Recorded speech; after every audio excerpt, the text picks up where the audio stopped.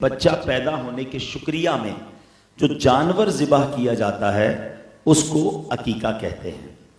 اچھا، عقیقے میں جو نیت کرنی چاہیے وہ یہ کہ اللہ کریم نے ایک نعمت عطا کی ہے، بچہ یا بچی ادا کی ہے، تو اس کے شکرانے کے طور پر سنت ادا کرنے کے لیے میں عقیقہ کرتا ہوں، تو انشاءاللہ عقیقہ کرنے کا ثواب بھی ملے گا، اس کی برکتیں بھی ملیں گی۔ اچھا، ایک اور سوال ذہن میں پیدا ہوتا ہے کہ اگر کوئی عقیقہ نہیں کرے گا تو کیا وہ گناہگار ہوگا؟ تو ایسا نہیں ہے، عقیقہ کرنا فرض یا واجب نہیں ہے، صرف سنت مستحبہ ہے۔ البتہ غریب آدمی کو تو بالکل یہ جائز نہیں ہے کہ وہ سودی قرضہ لے کر عقیقہ کرے۔ بعض اوقات اپنے سر پر اتنا بوجھ سوار کر لیتے ہیں کہ قرضہ لے کر، بعض اوقات سودی قرضہ لے کر بھی نہیں جناب عقیقہ کرنا ہے۔ عقیقہ بہت اچھا کام ہے، مگر یہ استطاعت ہوتے ہوئے ہے کہ آپ کے پاس اتنی اللہ پاک نے نعمتیں دی ہیں کہ آپ خرچ کر سکتے ہیں، تو پھر آپ عقیقہ کریں۔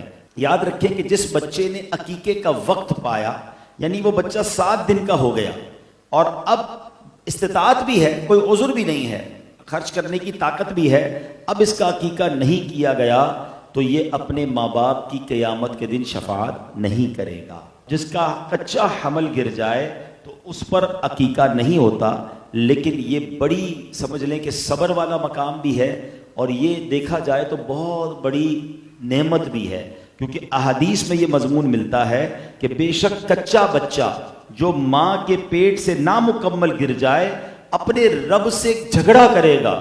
ماں باپ اگر ایمان پر خاتمہ ہو جائے اور ماں باپ جہنم کے لیے حقدار ٹھہر جائیں تو یہ اپنے رب سے جھگڑا کرے گا کہ میرے ماں باپ کو جنت میں داخل فرما۔ تو پتہ چلا کہ اگر کسی کا کچا بچہ حمل گر جاتا ہے، اللہ کی رضا پر راضی رہنا چاہیے۔ کسی کا چھوٹا بچہ نابالغ بھی اگر دنیا سے چلا جائے، بعض اوقات لوگ بڑا واویلا کرتے ہیں، بڑا شور مچاتے ہیں، اور اس وجہ سے جو ہے یوں سمجھے کہ ایک بہت بڑی نیکی ملنی تھی۔